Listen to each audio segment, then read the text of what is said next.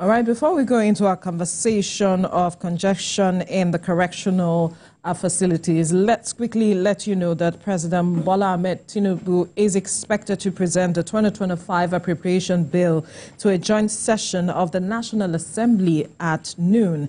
Now, this highly anticipated event will outline the government's fiscal plan for the upcoming year. Despite concerns over inflation, Nigerians keenly await to get details on allocations for critical sectors such as education, healthcare, infrastructure, and security. All right, let's get back to our conversation now. Despite several reforms and initiatives put in place to improve the Nigerian correctional service, congestion remains a huge challenge. According to the spokesman of the service, Umar, Abubakar, many facilities are currently overcrowded, with 80,000 inmates occupying structures originally designed to accommodate just 50,000. According to him, a major cause of the situation is the slow dispensation of justice. He noted that another contributory factor is the high number of inmates on death row, 3,569 of them.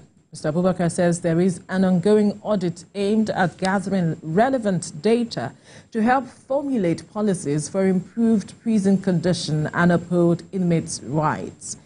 Joining us via Zoom is a policy analyst, Abdulwahid Unikau. Good morning. Thank you for joining us. Good morning. Thank you for having me today. Right, you're welcome. Now, let's quickly look at this matter of prison congestion from the root. From your perspective, what have we not done correctly to addressing these matters? Thank you very much once again. Good morning, Nigerians. Like you have said, going to the root cause of prison congestion in Nigeria requires a dig into the Nigerian police as an organization. Because that is the organization that is expected to carry out investigation before an accused person is presented for trial. In several instances, we have had cases of police raiding areas in the aim of looking for criminals that are not there. Some people have been arrested for crimes that they did not commit and all that.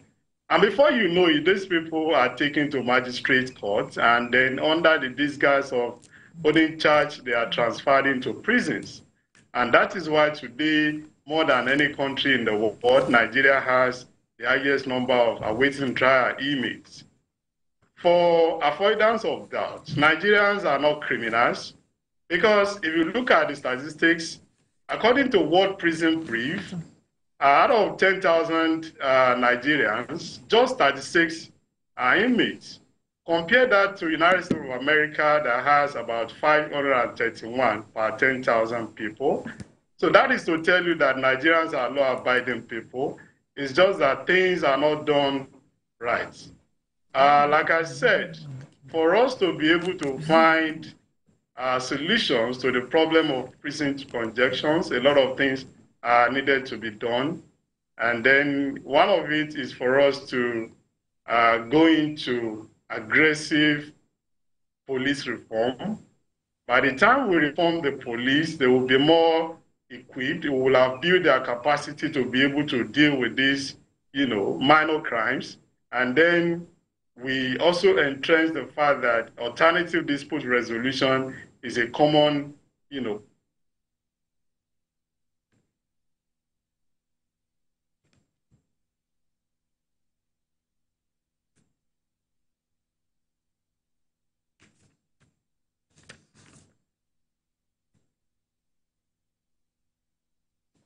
All right, Mr. Onikao, we'll definitely keep trying to reach you as soon as we can. But this matter of prison congestion is a critical matter that has to be addressed. He was talking about the fact that dispensation of justice, especially with regards to the arrests of individuals, is a critical factor at the root of it? Because the question was, what is actually at the root of this? But I hear that he is back now. Abdul Wahid Onika, Yes. can you hear me? Yes, yes, I can. Yes. I can. We lost your line of thought at some point, so you could just want to perhaps go back a bit on some of the things that you mentioned before you went off.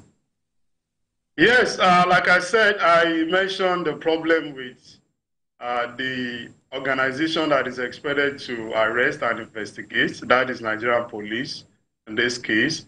Another very important root cause of prison congestion is that for over several years, the government have neglected the revival of infrastructural facilities that are meant for prisoners. Like you have read in the statistics, the facilities that are meant for just 50,000 inmates are now being inhabited by 80,000 inmates.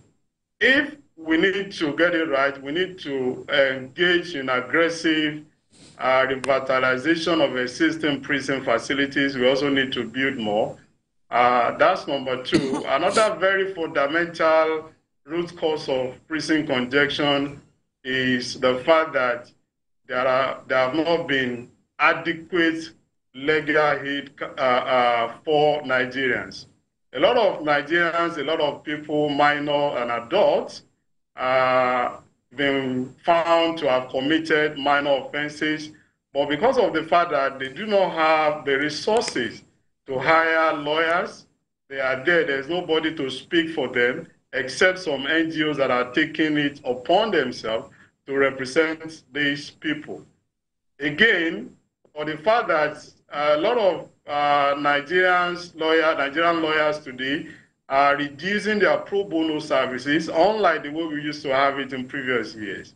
So lawyers must also, be encouraged to engage more clients in pro bono services. Most importantly, the Nigerians who have committed or who have been wrongly accused to have committed one offense or the other. Of course, that is very fundamental too.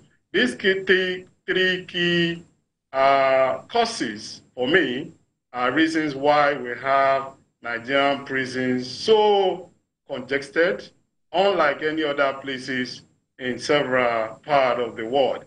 And the challenges of prison congestions have had a toll on population of Nigerians because ab initio, prisons are meant for reforming inmates. They are expected to be reformed, to be retrained, and integrated back into the societies. More often than not, when Nigerian inmates are out of prisons, most of them do not acquire any skills, and you find some of them going back to these crimes. So it means that the purpose of getting them into prisons have been defeated. So we need to ensure that this problem is addressed without further delay. And for those going back to the prison even after being released, that is a big issue. To address this issue of congestion, we've seen the Minister of Interior also announce the release of some inmates to reduce overcrowding in prison, and also promise to build other structures to address the congestion that we see in prisons. But talk to us about how well we are fared in terms of alternative dispute resolutions, other forms of punishments, and other forms of detention while awaiting trial. To be fair with you, we are not doing well. For instance, last year or so, there was a news on several international platforms that Netherlands are now converting their prisons into hotels, into places for business startups and all that, because there are no longer enough prisoners to be put into those correctional facilities. What has in Netherlands done differently from the rest of the world? One, they have been able to strengthen other form of, other forms of conviction they have been able to improve in, asking the accused or the inmates to pay fines, especially those whose cases are not, so huge, like armed robbery and all that, kidnappings and all that. So if we can adopt that in Nigeria, for instance, I read yesterday that the governor of Osun State, Governor Ademola Adeleke, just, commissioned his Attorney General and Commissioner for Justice to look into how a prerogative of mercy will be granted to a boy who was sentenced to death for stealing fowls and egg. That is very ridiculous. The boy stole fowls and egg, and you ask the government to go and kill that a boy. I believe if proper investigation has been done, maybe the boy will have been asked to pay fine instead of being, asked to be killed. So we need to strengthen our approach to criminal administration justice system in Nigeria. And to now go directly into your question, talking about alternative dispute resolutions, I think that has not been explored critically. If we must be able to explore that, we need to have a desk in various divisional headquarters of Nigerian police where officers are trained and are recruited to carry out alternative dispute resolutions in such a way that when a case is reported, instead of locking the arrested or the accused person up, the alternative dispute resolution should be the first thing to be considered. If the cases are minor, they can be settled among the person that has come to the police station to report and the person who is alleged. Apart from that, various state governors also need to come to the party. They need to invest more in alternative dispute resolutions across the state in such a way that if anybody feel aggrieved or feel cheated, the first place to approach will be the Alternative Dispute Resolution Center instead of taking the case or the matter straight to the police. So if we explore that, I believe that we are going to succeed in decongesting Nigerian prisons, unlike we have never seen before. All right, let's also look at the matter of corruption, how that is also contributing to this matter of congestion of the prisons. There are some allegations against security personnel like the police that some of them just keep some persons in detention asking for bribe, and if the persons cannot pay, they are left there in detention as well. And then we've also seen the matters that have been brought up in recent times with regards to corruption also happening in correctional centers. How does that also contribute from your perspective? Of course, it's a contributory factor to the problem of prison congestion. Like a lot of Nigerians will agree with me that corruption has eaten deep into the fabrics of Nigeria as a country, not only the public sector, the private sector too. Of course, that is also affecting the police as an organization. We have visited prisons in some instances and even the police stations. Some of the people that we have met actually confirmed the allegation that in some cases, even the person that has come to the police stations to report a case may not even show up again. And what you see is that police will now ask the alleged person to provide specific amount, and if you cannot provide that, you are taken to court. And the first court you are taken to is the magistrate court. And magistrate court asks you to go and be remanded in correctional facilities. So corruption has actually affected the ways and manners our prisons are managed. And for me, the best way to tackle corruption in the system is to ensure that the salaries, emolument, and condition of services for the men of Nigerian police is improved upon. Like I used an example in one radio station that when you go to other places like you want to do your passport, immigration office to be specific, you see the officer smiling and welcoming you, treating you like kings and queens. But when you go to police stations, you see frown in their faces, you see the kind of uniform they put on, you see their shoes, you see the kind of vehicles that are parked outside. You see the office of DPO, somebody that is called the head of that unit. You see the office. In some instances, the office that is called the office of DPO is not even befitting to be an office for a security man in a private residence of some big politicians and all that. So if we must get this right, we need to revive the facilities in the Nigerian police. We need to get them well paid. We need to keep them properly. We need to train and retrain them. And we also need to ensure that the background of anybody that is being recruited into the police is thoroughly checked before he is recruited. Because without stemming the tide of corruption, whatever policy we are bringing on board to decongest the prisons may not actually produce the needed results. Right. I would like us to also address, this issue holistically. How do we ensure, that we strengthen our justice systems beyond just the prison facilities, ensuring that there is rehabilitation as expected, fair sentencing, and also significantly an effective rehabilitation program to ensure that these prisoners do not go back? You've mentioned issues from the police to the lawyers and also the prisons.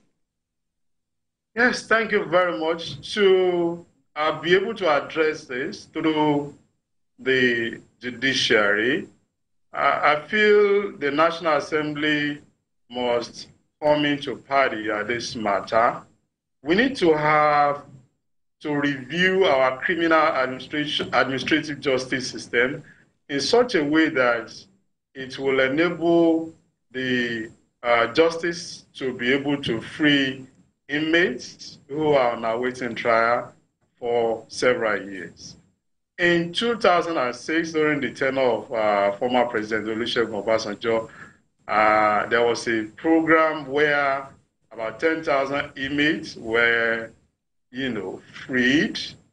Why did they do that? They realized that about 60% of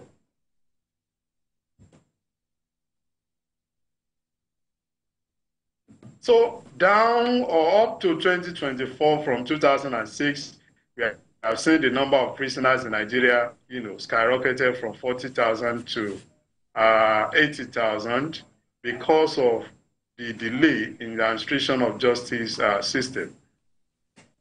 For the laws to be reviewed, there has to be law that, give you freedom once your case has not been concluded.